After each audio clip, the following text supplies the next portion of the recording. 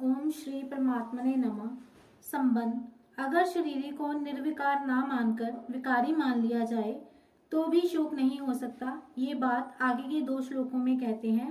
भगवान यहाँ पक्षांतर में अथ च और मन्य से पद देकर कहते हैं कि यद्यपि सिद्धांत की और सच्ची बात यही है कि देही किसी भी काल में जन्मने मरने वाला नहीं है, तथापि अगर तुम सिद्धांत से बिल्कुल विरुद्ध बात भी मान लो कि देही नित्य जन्मने वाला और नित्य मरने वाला है, तो भी तुम्हें शोक नहीं होना चाहिए। कारण कि जो जन्मेगा वह मरेगा ही और जो मरेगा वह जन्मेगा ही। इस नियम को कोई टाल नहीं सकता।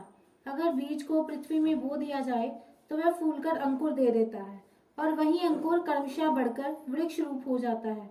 इसमें सूक्ष्म दृष्टि से देखा जाए कि क्या वह बीज एक क्षण भी एक रूप से रहा।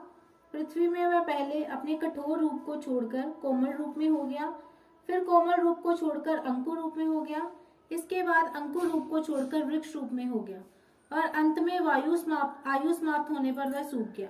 इस तरह बीज एक क्षण भी एक रूप से नहीं रहा, प्रत्युत प्रति क्षण बदलता रहा। अगर बीज एक क्षण भी एक रूप से रहता तो वृक्ष के सूखने तक की क्रिया कैसे होती। उसने पहले रूप को छोड़ा, ये उसका मरना हुआ, और दूसरे रूप को धारण किया, ये उसका जन्मना हुआ। इस तरह वह प्रति क्षण ही जन्मता मरता रहा।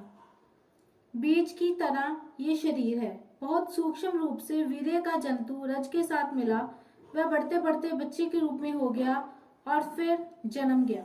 जन्म के बाद वह बढ़ा, फिर घटा और अंत में मर गया। इस तरह शरीर एक क्षण भी एक रूप से ना रहकर बदलता रहा, अर्थात प्रति क्षण जन्मता मरता रहा। भगवान कहते हैं कि अगर तुम शरीर की तरह शरीरी को भी नित्य जन्मने मरने वाला मान लो तो भी ये शोक का विषय नहीं हो सकता।